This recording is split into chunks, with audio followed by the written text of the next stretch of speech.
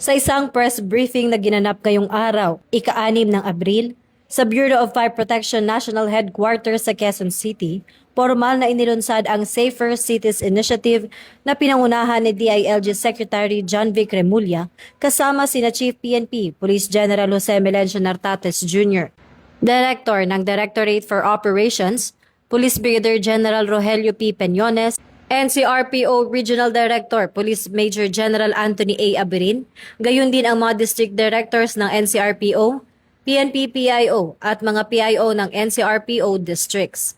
Alinsunod sa direktiba ni Pangulong Ferdinand R. Marcos Jr. na tiyaking ligtas ang publiko sa lahat ng oras, bumuo ang PNP ng isang Integrated Anti-Criminality Campaign Plan upang higit pang paigtingin ang presensya ng kapulisan sa mga komunidad. Ang programang ito na unang ipinatupad sa Metro Manila bago palawakin sa iba pang urban center sa bansa ay naglalayong mapababa ang kriminalidad. Bilang pangunahing hakbang, nagtalaga ang pulisya ng 1 hanggang 2 pulis at mga police assistance desk sa lahat ng pampublikong paaralan tuwing oras ng klase.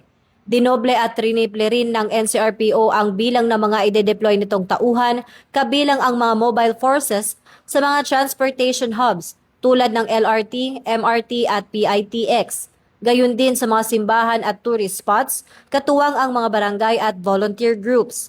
Samantala, aktibo ring nakipagtulungan ng Department of Public Works and Highways at mga local government units upang magsagawa ng road clearing operations at matiyak na malinis at ligtas ang mga kalsada. Upang masugpo ang maliit na krimen at mapanatili ang kaayusan sa mga komunidad, mahigpit ding ipinatutupad ng pulisya ang iba't ibang lokal na ordinansa. Determinado ang PNP na hulihin ang mga lalabag sa mga ordinansang may kinalaman sa pag-inom ng alak sa mga pampublikong lugar. Gayon din ang mga lumalabag sa iba pang kautosang lokal. Pinagbabawalan na rin ang mga kalalakihan na maglakad sa lansangan ng walang suot na pangitaas. Aktibo ring nagpapatrolya ang mga otoridad upang ipatupad ang 10 p.m. curfew para sa mga menor de edad.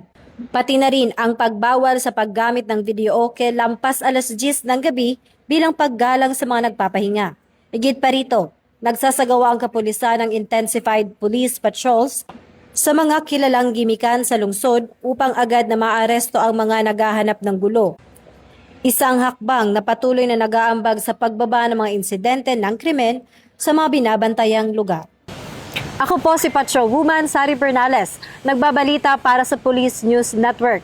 At ito ang bagong PNP para sa bagong Pilipinas, serbisyong mabilis, tapat at nararamdaman.